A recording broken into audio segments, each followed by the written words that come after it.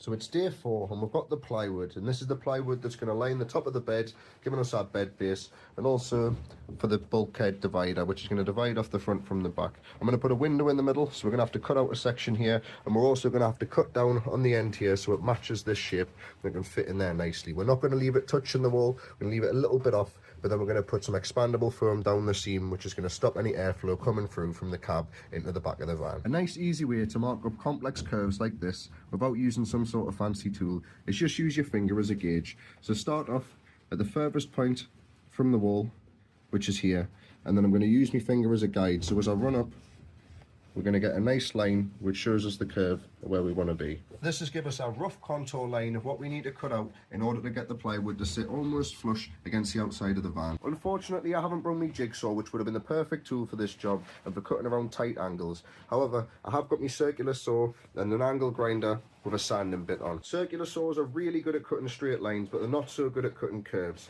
But what you can do to make it a little bit easier is you can set the cutting depth to as low as possible while still cutting through the depth of the board, and then what that means is you've got less length of the saw blade, keeping the saw straight, and you can turn a lot tighter turns. To cut around these parts here where it's a really tight bend, it's going to be next to impossible, even with this on the lowest cutting depth that it can go to. So what I'm going to do is roughly cut it out, so it's going to be a bit of a jagged mess, but then I'm going to come back around with this sander and I'm going to sand it down to the right shape so the contour matches the outside of the van. So that's that cut. Now the moment of truth. Time to see if it fits. And it's a perfect fit. We've left just enough of a gap to stop them squeaks, and we can wobble it backwards and forward just to see if we can hear anything rubbing. I can hear something rubbing a little bit, so we'll shimmy it back a bit. And there you can hear no noise whatsoever, which is exactly what we want. And then this little bit of a gap that's running down the side will be filled in with expandable foam, and it'll stop any breeze. Since I had to cut this wood to size at the timber yard just so it was short enough to fit in the van, I left enough length on this side so that if I made any mistakes at this side, I had a bit of extra room to play with where I could cut it off and start again. On this edge, because when the door closes, we still need to be able to access this handle, even though we've moved the bulkhead back.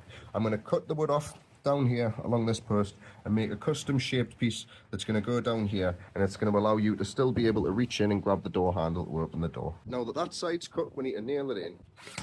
I've nailed 3 nails through the plywood into each of these pieces of wood, and that means we can take off this whole back section here, the whole bulkhead, put it in the back, and we can access this back bit of it a lot easier than if we were trying to do it behind the seats and everything. It's disconnected, we can simply rotate it around and then access the back where we can nail it in a lot easier. In order to know where I'm cutting, I'm going to line up a bit of plywood with the bottom of the beam and also with the top.